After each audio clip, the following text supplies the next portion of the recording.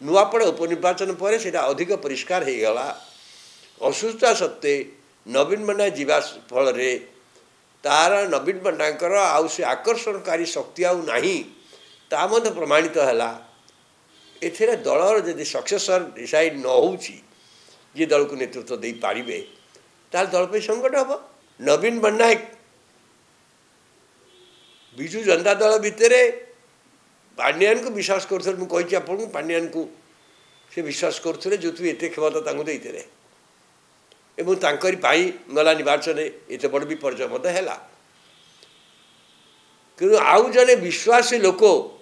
से ना क्या विश्वास करेंगे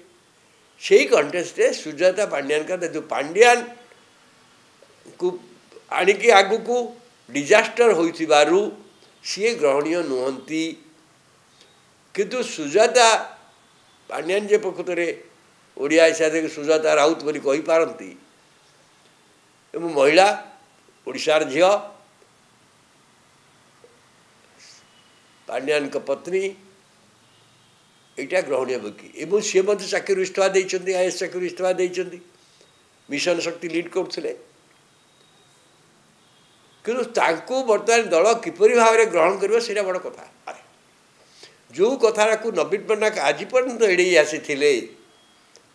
ये मोर सक्सेसर ना लोक मैंने स्थिर करेंगे मु भावुँ से ना बर्तमान ताहा हो पार कहीं पारनि जदि सक्सेसर स्थिर न करुँच कारण जो मैंने बीजेडी को मैंने अच्छा बीजेडी जो राजनीति मैंने अच्छा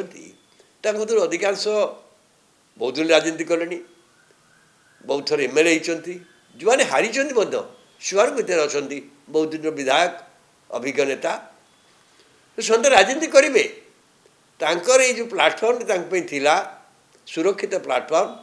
से प्लाटफर्म विभ्राट देखा विभ्राट माने कौन और भविष्य नहीं तो से भितर आलोचना अनेक दिन है चली आप बाहर लोक आलोचना होबा ना हो यहाँ चली नुआपड़ा उपनिर्वाचन पर से अधिक परिष्कार हो गला असुस्था सत्वे नवीन पट्टनायक जीवा फल तार नवीन पट्टनायकर आउ से आकर्षणकारी शक्ति आउ नहीं ता मध्य प्रमाणित है एथिरे दलर जदि सक्सेसर डिसाइड न होउची ये दल को नेतृत्व दे पारिबे ताल दल पे संकट हम तो से आलोचना चली आलोचना कौन हम नवीन पट्टनायक विजु जनता दल भितर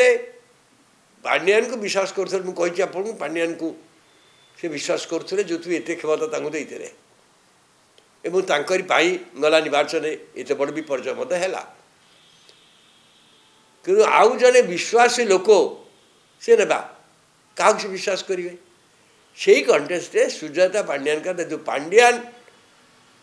को आणिकी आगु को डिजास्टर हो सी ग्रहणीय नुहति किंतु सुजाता पांड्यान जे प्रकृत ओडिया हिसाब से सुजाता राउत बोली कही पारती